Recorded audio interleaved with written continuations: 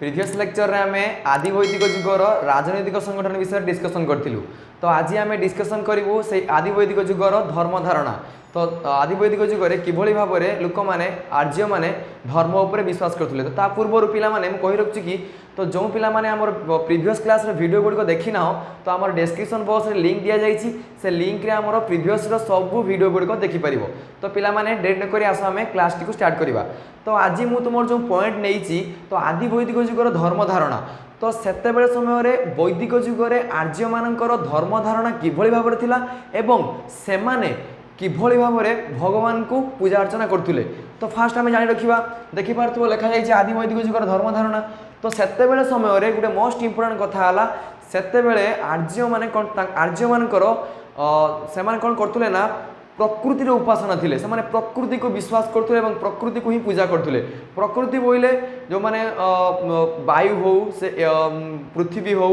एवं मर्त्य हो से जो माने थिले प्रकृतिर उपासक से प्रकृतिर उपासक हूँ से पूजा करथुले एवं यज्ञ माध्यम रे से पूजा अर्चना करथुले। तो फास्ट कथा जानिबा तो सेते बेले समय रे आर्य माने तो प्रकृतिर उपासक थिले प्रकृति को पूजा करथुले। तो से को मान को पूजा करथुले एवं सेते बेले समय रे को देवादेवी थिले से देवादेवी मान को से माने किभଳି भाबरे पूजा करथुले आमे से विषय रे जानिबा। तो प्रथम पॉइंट पिला माने अछि देवादेवी को विवाहीकरण। देखि पारथुबो देवादेवी को विवाहीकरण सेते बेले समय रे आर्य मानकर को देवादेवी थिले एवं केते गुटी देवादेवी थिले से विषय मध्ये आमे जानिबा। तो प्रथम कथा हला पिला माने तो आर्य मानकर देखि परतो लिखा है आर्य माने 33 गुटी देवादेवी को आराधना करथुले। तो सेते बेले समय रे आर्य माने कोन करथुले ना आर्य मानकर 33 गुटी देवादेवी थिले से 33 गोटी देवादेवी को समान कोन करथुले ना आराधना पूजा अर्चना मध्ये समान करथुले। तो 33 गुटी देवादेवी को 3 गुटी श्रेणी विभक्त करा हैतिला। आ गुटे देखि परतो पॉइंट लिखिछि मु समस्त देवादेवी को 3टी वर्ग रे विभक्त करा जाउतिला। ए जो 33 गोटी देवादेवी रहिले से 33 गोटी देवादेवी को 3टी श्रेणी विभक्त करा हैतिला। से 3टी श्रेणी कोन कोन से विषय मध्ये जानिबा। प्रथम हला स्वर्ग रे देवता जो माने स्वर्ग रे देवता गुडी को रहउचंती ताको स्वर्ग रे देवता कहवा जाउतिला। एवं तापुरे से कोन वायुमंडल रो देवता जो माने वायुमंडल रे थिले से मान को वायुमंडल रो देवता कहउतिला जो माने वायुमंडल उपासक थिले। तापुरे आछले पृथ्वी रे विराजमान करथुवा देवता जो माने पृथ्वी रे विराजमान करथुले से गुडी को पृथ्वी रे देवता बोली कहवा जाउतिला। तो फास्ट कथा पिला माने हमें जानि रखिबा जे ए जो प्रत्येक 3टी श्रेणी विभक्त करा गला प्रत्येक वर्ग रे 11 गुटी करी देवता रहिले। स्वर्ग रे देवता रहिले 11 गुटी वायुमंडल रहिले 11 गुटी एवं पृथ्वी रे देवता रहिले 11 गुटी। प्रथम कथा पिला माने जानिबा स्वर्ग रे देवता फास्ट पछी पॉइंट स्वर्ग रे देवता। तो स्वर्ग रे देवता किए थिले को माने स्वर्ग रे देवता रहिथिले। स्वर्ग रो गुटे सर्वपुरातन देवता थिले के पृथ्वी। देखि पारतो पॉइंट लिखिछि मु पृथ्वी ए पृथ्वी हेले स्वर्ग रो सर्वपुरातन देवता। तापर आ कोन लिखा हैछि वरुण सूर्य सावित्री विष्णु अदिति उषा ए गुडी को थिले कोन ना स्वर्ग रो देवता। प्रथम कथा पिला माने हम जानि रखिबा जे ए जो थिले स्वर्ग रो देवता पृथ्वी से पृथ्वी थिले कहार उपासक पृथ्वी को काहे कि से पूजा करथुले। से कोन करथुले ना पृथ्वी थिले शस्य प्रजनन शक्ति एवं वज्र देवी थिले पृथ्वी। से माने जो माने आर्य माने पृथ्वी को एइति से पूजा करथुले ना से वज्र थिले देवी जो माने आउ प्रजनन शक्ति रो समान थिले प्रजनन शक्ति माने करिबारे से सहाय्य करथुले से देवी आउ मध्ये कोन ना शस्य बाड़ी रे जो खेत रे जो शस्य उत्पादन होतला से शस्य रो से देवी थिले। तो सेहि पई आर्य श्रेणी लोक माने कोन करथुले ना पृथ्वी को एइति से पूजा करथुले। तापर आसला वरुण वरुण थिले कोन वरुण मध्ये स्वर्ग रो अन्य एक देवता थिले एइति पई पूजा करथुले से माने ना कोन वरुण सत्य एवं आवर्तन रो देवता थिले। से कोन करथुले ना वरुण सूर्य को एवं पवन रो शक्ति को नियंत्रण रे रखुथिले एवं नियंत्रण करुथिले सेहि पई से माने वरुण को उपासना करुथिले। तापर गुटे पॉइंट आसला पिला माने सूर्य देखि पारथुवा सूर्य सूर्य हैला कोन ना सूर्य थिले सौर देवता। से कोन करथुले ना अंधकार रो आलोक देखुथिले सेहि पई आर्य मानकर सर्वप्रिय देवता थिले किए ना सूर्य। तापरे पिला माने आ गुटे पॉइंट आसला कोन ना सावित्री सावित्री से सेमति मदे थिले कोन आर्य मानकर स्वर्ग रो जने देवता थिले देवी सावित्री। सावित्री को से एइथ पई पूजा करथुले समाज रो कल्याण पई केमिति समाज लोक माने भल भाव रहिबे समस्ते हस खुश रहिबे सेहि पई आर्य श्रेणी लोक माने स्वर्गर देवता थिले सावित्री सावित्री को समाज कल्याण पाई से पूजा अर्चना करुले कौन शांति प्रदान पाई तांको प्रार्थना करुले सावित्री को तापर पिला माने कौन आसला विष्णु देखि पारथबो विष्णु सी भी मध्य स्वर्गर अन्यतम एक देवता थिले तांको से माने कौन करथुले ऋग्वेद रे तांकर स्थान न्यून स्थान अधिकार करथिला सी कौन करथुले ना विष्णु जगुआल रूप में परिचित थिले एवं से मध्य सबु जगार परिभ्रमण करथिले विष्णु चारिआडे परिभ्रमण करुले तापर गुटे कौन आसला अदिति देखि पारथबो अदिति अदिति मध्य स्वर्गर अन्यतम से गोटे देवता थिले तांकु से माने एइथमे पूजा करथुले ना से माने बंधन रु मुक्त समस्त बंधन रु मुक्ति लाभ करिबा पई से माने अदिति को पूजा अर्चना करुले एवं संकट मोचन भाव में से ख्याति अर्जन करथिले किए अदिति तापर आसला उषा उषा कौन उषा मध्य अन्यतम देवी थिले स्वर्गलोकर देवी थिले स्वर्गर देवी थिले किए उषा सेतेबेले समय कौन करथुले ना से माने उषा को प्रातः काल रे सकाळे से माने उषा देवी को पूजा अर्चना करुले ये सब थिले स्वर्गर देवादेवी तापर आसले पिला माने जानिबा वायुमंडलर देवता वायुमंडलर कौन कौन माने देवता थिले वायुमंडलर प्रथम कथा हला कि इंद्र थिले मुख्य तो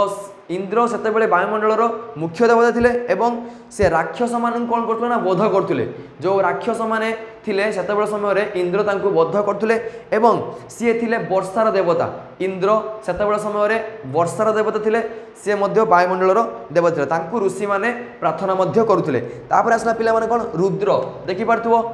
इंद्र गला पर रुद्र आसला रुद्र मध्य सी भी सेमती वायुमंडलर अन्य एक देवता थिले तांको वज्रर देवता रूपे से माने पूजा अर्चना करुले आहुरी मध्य जगत रे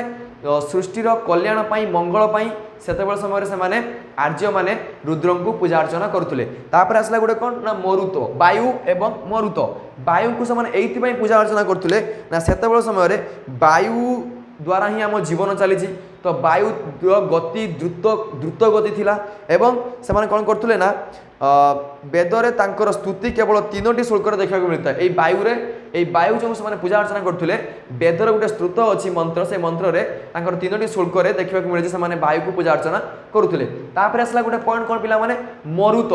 मरुत सेमती मध्य गोटे देवता थिले से वायुमंडलर देवता आर्य माने सेमती मरुत को पूजा अर्चना करुले तो मरुत कौन से विषय जानिबा मरुत मध्य एक देवता थिले सेतेबेले समय रे झड़ वर्षा बात्यार देवता थिले किए मरुत सेतेबेले समय जो आर्य मानकर जो थिले गाई गोरु मनीष लोक माने जो बाहर जाई गोरु माने बाहर को जाउथिले जेतेबेले घड़घड़ी वर्षा आस्तुला सेतेबेले समय रे मनीष एवं गाई गोरु को रक्षा करिवा पई आर्य माने मरुत देवता को पूजा अर्चना करुथिले ए थिले वायुमंडलर देवता तापर आसला पिला माने कोन पृथ्वीर देवता देखि पार तो पृथ्वीर को माने देवता थिले पृथ्वीर देवता थिले अग्नि सोम एवं सरस्वती तो मुख्य कथा हला ए जो अग्नि थिले कौन ना आम पृथ्वीर देवता पृथ्वीर सर्वप्रधान देवता थिले अग्नि समस्त घरे आर्य मानक परिवार समस्त घरे घरे एक अग्निशाला थिला तो सेतेबेले से माने अग्नि को पूजा अर्चना करुले एवं तापर कौन ना अग्नि को से माने पूजा अर्चना करुले आर्य मानकर प्रत्येक परिवार गोटे गोटे अग्निशाला थिला एवं से अग्नि को पूजा अर्चना करुले तापर आसला कौन सोम सोम गोटे कौन ना वृक्ष सोम वृक्ष गोटे गुल्मर देवता से थिले वृक्ष एवं गुल्मर देवता थिले सोम सेतेबेले समय रे आर्य माने कौन करथुले ना सोम को एक पुष्पर अन्य एक देवता रूपे पूजा अर्चना करुले आहुरी मध्य सेतेबेले यज्ञ रे एई सोम को बहुत भल भाव में प्राधान्य देउथिले तापर आसला पिला माने गोटे कौन सरस्वती जानथिबो पिला माने विद्या एवं बुद्धिर देवता थिले देवी थिले सरस्वती तो सेतेबेले समय रे आर्य माने मध्य एई पृथ्वीर देवता जो अछि पृथ्वीर देवता सरस्वती मध्य पूजा अर्चना करुले तापर ए गला कौन ना आदि वैदिक जुगर धर्म धारणार जो देवादेवी थिले से देवादेवी जो स्वर्गर देवी देवादेवी एवं स्वर्गर वायुमंडल एवं पृथ्वीर 3टी श्रेणी देवादेवी थिले तापर आसला कौन ना सेतेबेले समय रे आर्य माने किभଳି भाबरे सेमानकर पूजा अर्चना थिला पूजा पद्धति से माने किभଳି भाबरे करथले से विषय हमें जानिबा देखि पारतो पॉइंट अछि पूजा पद्धति तो सेतेबेले समय रे आर्य मानकर पूजा पद्धति अत्यंत सरल एवं निराडंबर थिला सेतेबेले समय रे आर्य माने बहुत भल भाव में पूजा अर्चना देवादेवी को करथुले एवं से माने आर्य माने मंत्र उच्चारण करिकी सेतबेल समय पूजा अर्चना करथुले एवं सेमाने यज्ञ को बहुत विश्वास करथुले एवं सेतबेल समय आर्य मानकर प्रकृतिर उपासना बहुत भल भाव थिला एवं सेमाने प्रकृति को बहुत भल पाउथुले एवं प्रकृति को ही सेमाने पूजा करथुले तापरे सेही जो सेमाने यज्ञ करथुले यज्ञ न सेमानकर पूजा पद्धति केवल भाव थिला ना सेमाने दुग्ध घृत माने घी एवं शस्य समरस मांस फल इत्यादि यज्ञ रे आहुति करथुले